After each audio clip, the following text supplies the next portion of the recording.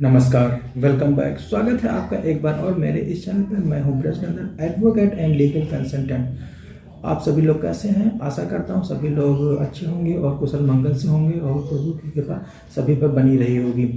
और बहुत बहुत धन्यवाद मेरे सभी वीडियो पे और चैनल पे प्यार और सपोर्ट देने के लिए। और आशा करता हूँ ऐसा ही प्यार और ऐसा ही सपोर्ट मेरे वीडियो और चैनल पे बना रहेगा, जिसमें आप लोगों का प्रतिक्रिया और आप लोगों की जो सवाल है उन्हीं के आधार पे हमें एक नया मोटिवेशन मिलता है और आपकी ही क्वेरी के आधार पे हमें एक नया मोटिवेशन मिलता है, जिससे हम उसमें कंटेंट तैयार करके आपके सामने हम वीडियो प्रस्तुत कर सकें।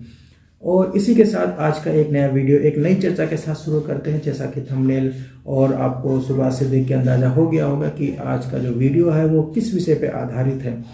तो आइए जानते हैं कि इस वीडियो को ये जो नई समस्या जो उत्पन्न हुई इसके पीछे कारण क्या है, समस्या कहाँ से उत्पन्न होकर आती है कि जिसके लिए हमें उनका सुझाव या हमें उसको बताने की आवश्यकता पड़ती है। एक लेमैन है, उसको इतनी जानकारी नहीं हो पाती है कि ऐसी स्थिति में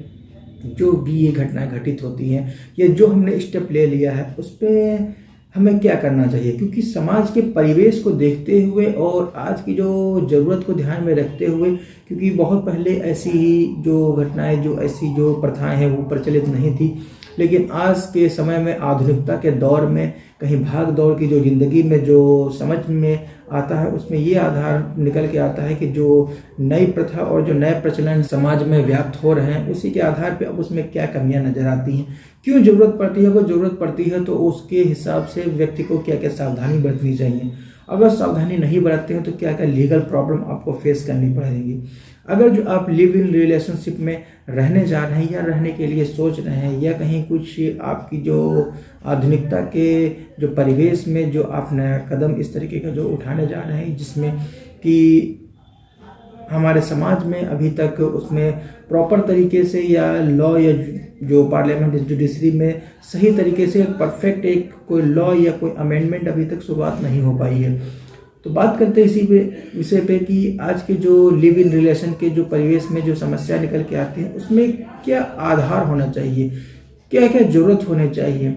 लड़का एंड लड़की जो भी दोनों पार्टनर हैं उनकी एज क्या होनी चाहिए। लिव इन रिलेशनशिप में शुरुआत करने से पहले हमें क्या क्या चीज़ों का ध्यान रखना चाहिए, किन किन इंग्रेडिएंट्स या किन किन जो परिस्थिति के अनुसार जो जो हमें फॉलो करना चाहिए, मैं उसी चीज़ों पे डिस्कस करने के लिए आया हूँ। और वीडियो शुरू करने से पहले एक चीज़ मैं अवश्य कहना चाहूँगा, जैसा अभी आपका प्यार और सपोर्ट बना हुआ उसी तरीके से बनाए रखिए। इसके लिए आप अगर जो फर्स्ट टाइम वीडियो पर आए हैं तो इसको सब्सक्राइब कर दें, साथ ही बेल आइकन प्रेस कर दें। और अगर जो वीडियो पसंद आती है तो इसको लाइक कर दें और दूसरों लोगों तक पहुंचाने के लिए इसको शेयर कर दें, जिससे और लोगों तक ऐसी ही लीगल इन्फॉर्मेटिव वीडियो दूसरों लोगों तक पहुंचती रहे और उनको भी इनका लाभ मिल सके। तो जैसा कि मैंने पहले बताया है कि लिव इन रिलेशनशिप में रहने के लिए क्या क्या जरूरत को ध्यान में रखते हुए क्या क्या हमें करना चाहिए, जिससे कि आपको कोई लीगल प्रॉब्लम बाद में ना फेस करनी पड़े। तो सबसे पहले हमें ये ध्यान में रखना चाहिए कि जो लड़का एंड लड़की जो दोनों लोग हैं उनकी सबसे पहले कंसेंट देने की जो कैपेसिटी होनी चाहिए। तो सबसे पहले उनकी जो एज होनी चाहिए, लड़का एंड लड़की दोनों ही मेजर होने चाहिए। जैसा कि हमारी भारतीय दंड संहिता आईपीसी में निर्धारित है, दोनों की उम्र जो है वो 18 साल से ऊपर होने चाहिए। और ध्यान देने वाली बात यह है कि अगर जो कोई भी दोनों में से एक भी अगर जो 18 साल से अगर जो कम है तो उसके लिए बहुत ही नुकसानदायक हो सकता है, जिसमें कि लड़की तरफ या उसके रिश्तेदार लोग लड़के के खिलाफ रेप और क्रिमिनल ऑफेंसेस 354 और 376 का जो अलग अलग क्रिमिनल केसेस हैं वो इनिशिएट करने के प्रयास करते हैं। तो सर्वप्रथम सबसे पहले हमें ये याद रखना चाहिए कि जो दोनों में जो कैपेसिटी है वो दोनों तरफ से पूरी होनी चाहिए, दोनों को कंसेंट देने के लिए पर्याप्त उनकी एज होनी चाहिए। दूसरी बात ये आता है कि दोनों में अगर जो मैरिड हैं तो क्या वो लिव इन रिलेशनशिप में रह सकता है। तो अगर जो वो लिव इन रिलेशनशिप में रहना चाहते हैं तो ज़रूरत इस बात की ध्यान देने वाली है कि अगर जो उनका पहले वाला जो पार्टनर है जिससे शादी हो चुकी है उसको एक डिवोर्स लेने का एक अच्छा खासा और वेल डिफाइंड ग्राउंड मिल जाता है कि आपसे डिवोर्स लेने के लिए। अगर जो उसके अतिरिक्त अगर जो आपको कोई अन्य विचार हो आप लिव इन रिलेशनशिप में रह सकते हैं। और इसके अतिरिक्त और ध्यान देने वाली बात एक चीज़ और है कि दोनों में से एक पर्टिकुलर जो डॉक्यूमेंट होना चाहिए, वो डॉक्यूमेंट जो उनकी आइडेंटिटी से संबंधित जो उनके पेपर हैं वो अवेलेबल होने चाहिए। तो समस्या ये उत्पन्न होती है कि क्या सारे डॉक्यूमेंट अगर सब कुछ फुलफिल है तो लीगल और लिव इन रिलेशनशिप में कहाँ तक उसमें पॉसिबल है, क्या हम उसमें क्या पॉसिबिलिटी हम अडॉप्ट कर सकते हैं। तो इसी के आधार पे आप अगर जो लिव इन रिलेशनशिप में रहना चाह रहे हैं तो सबसे पहले आप दोनों की तरफ से एक पेपर तैयार किया जाएगा जिसमें कि एक एग्रीमेंट होगा, जिसमें कि आप सारी शर्तें आप उसमें मेंशन करेंगे कि सबसे पहले दोनों की तरफ से एक एफिडेविट और भी जो पेपर है वो तैयार किए जाएंगे, जिसमें ये मेंशन किया जाएगा कि उनकी पहले से कोई भी डिस्प्यूट नहीं रहा है और दोनों की एज जो है वो पर्याप्त है, दोनों ही मेजर हैं, दोनों ही अपनी जो स्वेच्छा के अनुसार किसी प्रकार का कोई भी जोर या दबाव नहीं है, ना ही उनके किसी घर वालों ने ऐसा करने के लिए फोर्स किया है। वो अपनी मर्जी से, वो अपनी स्वेच्छा पूर्वक ऐसा जो इंटर हो रहे हैं अपने इस कॉन्ट्रैक्ट में, इसके आधार पे इसमें किसी का किसी भी प्रकार से कोई दोष नहीं है। और इसके अतिरिक्त जो आपके लिए जो डॉक्यूमेंट इंपॉर्टेंट होंगे वो सबसे पहले होंगे कि आपको अपने जो एड्रेस प्रूफ वो देना पड़ेगा, और साथ में एक एग्रीमेंट तैयार किया जाएगा जिसमें कि दोनों लोग उसमें पार्टी बनेंगे, और साथ में ये चीज़ और मेंशन की जाएगी कि हम अपने दोनों पक्ष स्वेच्छापूर्वक लिव इन रिलेशनशिप में रहने के लिए तैयार हैं। और इसके अतिरिक्त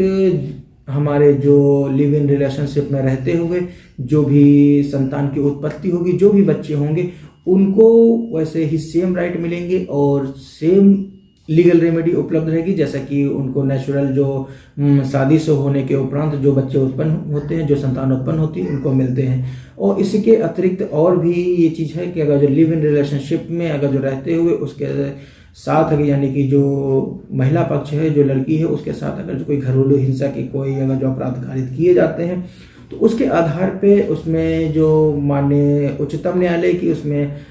अथॉरिटीज़ हैं और उसमें गाइडलाइंस दी हुई हैं कि एक दो बहुत सी गाइडलाइंस हैं, उसमें से एक दो मैं मेंशन करना चाहूँगा कि जिसमें कि 2013 इंद्र शर्मा वर्सेस VKV शर्मा, जिसमें कि ये निर्धारित किया गया है कि अगर जो कोई भी पक्ष अगर जो लड़का या लड़की अगर जो किसी का जो लिव इन रिलेशनशिप में रह रहे हैं और उनके बीच उस समय के दौरान अगर जो कोई घटना कारित की जाती है, कोई अगर जो घरेलू हिंसा की घटना अगर जो कारित होती है या उत्पन्न होती है, तो उसमें के आधार पर सेक्शन 2F में, क्योंकि जैसा कि मेंशन हुआ है कि any person who have suffer from a domestic violence, अगर जो कोई भी व्यक्ति, कोई भी महिला अगर जो घरेलू हिंसा के अपराध से अगर जो वो व्यथित है तो माननीय न्यायालय के समक्ष प्रार्थना पत्र प्रस्तुत करके जो भी रेमेडी, जैसे कि एक लीगली वेडेड वाइफ को जो रेमेडी मिलती है, वैसे ही उसी प्रकार से जो लिव इन रिलेशनशिप में जो महिला रह रही है उसको भी वैसे ही रेमेडी प्राप्त होती है।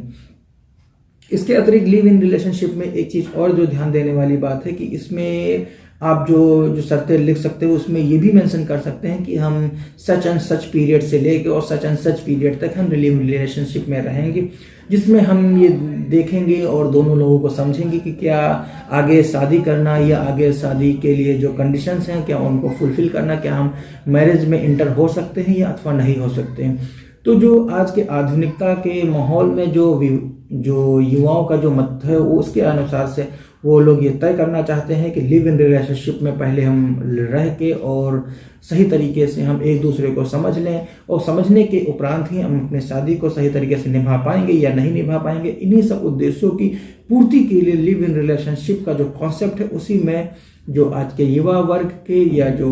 अभिन्न अंग के जो वर्ग के जो लोग हैं वो इसमें एंटर करते हैं। इसके जैसा कि मैंने अभी पहले बताया कि अगर जो आप लिव इन रिलेशनशिप में आप रहने के लिए जा रहे हैं तो अगर जो आपने नियम और शर्तें जो लिखी हैं उसमें आप ये मेंशन कर सकते हैं कि हम सच एंड पीरियड के लिए हम लिव इन रिलेशनशिप में रहेंगे। उसके बाद हम आगे इसमें विचार करेंगे कि हम ये लिव इन रिलेशनशिप आगे कंटिन्यू करना चाहते हैं या नहीं करना चाहते हैं। तो उसी के आधार पर फिर एक नया प्रश्न जो हमारे मस्तिष्क को हिट करता है, जो उसमें ये पूछना चाहिए और सवाल निकल के आता है सामने कि क्या लिव इन रिलेशनशिप के बाद क्या मैरिज हो सकती है अथवा नहीं हो सकती। तो लिव इन रिलेशनशिप में रहने के बाद आप उसको कंटिन्यू करना चाहते हैं तो ठीक है, मच बेटर है। अगर जो नहीं करना चाहते हैं तो लिव इन रिलेशनशिप वहीं पे टर्मिनेट करके उसी को वहीं पे ख़त्म करके आप मैरिज के जो कॉन्ट्रैक्ट है यानी कि जो मैरिज के जो नियम और शर्तें या हिंदू विवाह अधिनियम में या किसी अन्य पर्सनल नॉर्म में आप अगर जो विवाह या शादी करना चाहते हैं तो आप उसमें कर सकते हैं। उसके लिए आप पूर्ण रूप से स्वतंत्र हैं। अब इसके बाद एक और नया सवाल निकल के सामने आता है कि अगर जो शादी हो गई है और शादी होने के उपरांत या लिव इन रिलेशनशिप में रहने के दौरान ही अगर जो महिला पक्ष है यानी कि जो लड़की के घर वाले हैं, क्या उनके द्वारा ये क्रिमिनल केस है या जो 376 या 377 या 354 के जो अपराध भारतीय दंड संहिता के अनुसार जो इम्पोज किए जाते हैं, जो एलिगेशन लगा सकते हैं, क्या वो जो लगाते हैं क्या वो लगाया जाना उचित होगा, या उचित होगा तो कहाँ तक ही वो संभव हो पाएगा या अथवा नहीं हो पाएगा। तो सर्वप्रथम मैं इसमें बताना चाहूँगा कि अगर जो आप उसमें लिव इन रिलेशनशिप में रहते हुए या रहने के दौरान अगर जो आप सही तरीके से लीगल एंड वैलिडिटी सारे पेपर फॉर्मेलिटीज जो भी हैं उसको आप फुलफिल करते हुए और आप लिव इन रिलेशनशिप में रहते हैं, तो उसमें आपके विरुद्ध कोई भी क्रिमिनल चार्ज या कोई भी क्रिमिनल ऑफेंस नहीं बनता है। अगर जो किसी भी कारणों से किसी भी परिस्थिति में अगर जो कोई भी लिव इन रिलेशनशिप में रहते हुए आपके खिलाफ अगर जो कोई क्रिमिनल केस या कोई क्रिमिनल एलिगेशन अगर जो लगाए जाते हैं या उसमें FIR दर्ज हो जाती है, तो माननीय उच्च न्यायालय या उच्चतम न्यायालय के समक्ष आप पिटीशन मूव करके आप उसमें लीगल रेमेडी प्राप्त कर सकते हैं। और उसके अतिरिक्त एक नया प्रश्न निकल के ये भी आता है कि जैसा कि आपके द्वारा पूछा गया है कि क्या जो मैरिड पर्सन है या जो शादीशुदा व्यक्ति है क्या वो लिव इन रिलेशनशिप में रह सकता है अथवा नहीं रह सकता है। देखिए, एक चीज़ मैं और बताना चाहूँगा कि लिव इन रिलेशनशिप में रहने के लिए कोई पाबंदी नहीं है, आप उसमें रह सकते हैं। बशर्ते दिक्कत यहाँ से शुरू होती है कि जो आपके पार्टनर है जिसके साथ आपकी शादी हुई है उसको अगर जो ऑब्जेक्शन नहीं होता है। अब जाहिर सी तौर पे कि अगर जो हमारे इंडियन लॉ में और भारतीय परिवेश के अनुसार जो शादीशुदा व्यक्ति है जो पार्टनर उसको आपत्ति तो स्वाभाविक है होना, तो अगर जो वो आपत्ति करती है तो उसके लिए एक बेटर ग्राउंड और एक अच्छा ग्राउंड मिल जाता है कि आपके विरुद्ध डिवोर्स की पिटीशन मूव करके वो आपसे डिवोर्स प्राप्त कर सकती है। जैसा कि मैंने पहले की वीडियो में मैं डिस्कस कर चुका हूँ कि क्या ये आधार भी उचित रहेगा, तो इस आधार पे उसको डिवोर्स तो बिल्कुल मिल जाएगा। और इसके अतिरिक्त अब ये नया प्रश्न आता है कि लिव इन रिलेशनशिप में रहते हुए या रहने के दौरान अगर जो इसमें अगर जो संतान यानी कि जो बच्चे उत्पन्न होते हैं उनके क्या राइट होंगे, वो क्या एलिजिबल हो पाएंगे अपने फादर एंड मदर की जो प्रॉपर्टी होगी या जो उनके जो एसेट्स होंगे जो लिव इन रिलेशनशिप में रह रहे थे। तो उसमें सुप्रीम कोर्ट की कई सारी गाइडलाइंस हैं और इसमें अथॉरिटीज़ उपलब्ध हैं और उसी के अनुसार मैं ये बताना चाहूँगा कि इसमें जो नॉर्मल जो बच्चे होते हैं जो नॉर्मल संतान उत्पन्न होती हैं हस्बैंड एंड वाइफ जो लीगली वेडेड वाइफ हैं उनके जो बच्चे जैसा कि राइट उनको मिलता है वैसे same right live in relationship में रहने के दौरान जो संतान उत्पन्न होती हैं उनके भी सेम राइट सोसाइटी में और लॉ की नज़र में एग्जिस्ट करते हैं। और इसी के आधार पे एक चीज़ और मैं मेंशन करना चाहूँगा, बताना चाहूँगा कि लिव इन रिलेशनशिप में रहने के लिए और बच्चों की जो लीगल एंटिटी है और लीगल जो उनकी रिस्पॉन्सिबिलिटी और लाइबिलिटी फिक्स करने के लिए लिव इन रिलेशनशिप को सही तरीके से फॉलो करना और उसको एग्जिस्ट में बनाए रखना ये बहुत ही आवश्यक है। ये दूसरे आसान शब्दों में मैं ये बताना चाहूँगा कि लिव इन रिलेशनशिप को लॉन्ग टर्म तक कंटिन्यू करना होगा। ऐसा संभव नहीं है कि 1-2 साल के लिए आपने लिव इन रिलेशनशिप में रहे उसके साथ में अगर जो बच्चे के उत्पन्न हुए उसके बाद आपने लिव इन रिलेशनशिप टर्मिनेट कर दिया, तो इस स्थिति में फिर बच्चे का भविष्य और जो लीगल प्रॉब्लम है वो आपके लिए फेस हो सकती है और बच्चे का भविष्य तो खराब होना स्वाभाविक है ही। तो इसी के साथ एक चीज़ और मैं कहना चाहूँगा कि अगर जो लिव इन रिलेशनशिप में अगर जो रहने जा रहे हैं या रहने की सोच रहे हैं तो आपको लीगल एंटिटी और लीगल जो फॉर्मेलिटी हैं लीगल जो डॉक्यूमेंट है वो फुलफिल करके और तैयार करके उसके उपरांत ही आप लीगल लिव इन रिलेशनशिप में आप रह सकते हैं, जिससे आपको भविष्य में कोई भी प्रॉब्लम या लीगल प्रोसीडिंग जो आपके खिलाफ इनिशिएट हो सकती है उससे आप बच सकते हैं। आज का वीडियो यहीं तक है और अंत में एक चीज़ और मैं कहना चाहूँगा, अगर जो आपको वीडियो में कोई भी इंफॉर्मेटिव या लाभकारी वीडियो अगर जो आपको लगती है, कोई तथ्य आपको अगर जो समझ में नहीं आते हैं या आप हमसे किस बिंदु पे आप हमसे वीडियो चाहते हैं हमें कमेंट करके अवश्य बताएं। मैं प्रयास करूँगा आपके जो सवाल हैं उनका मैं समाधान कर सकूँ। और ये वीडियो अगर जो आपको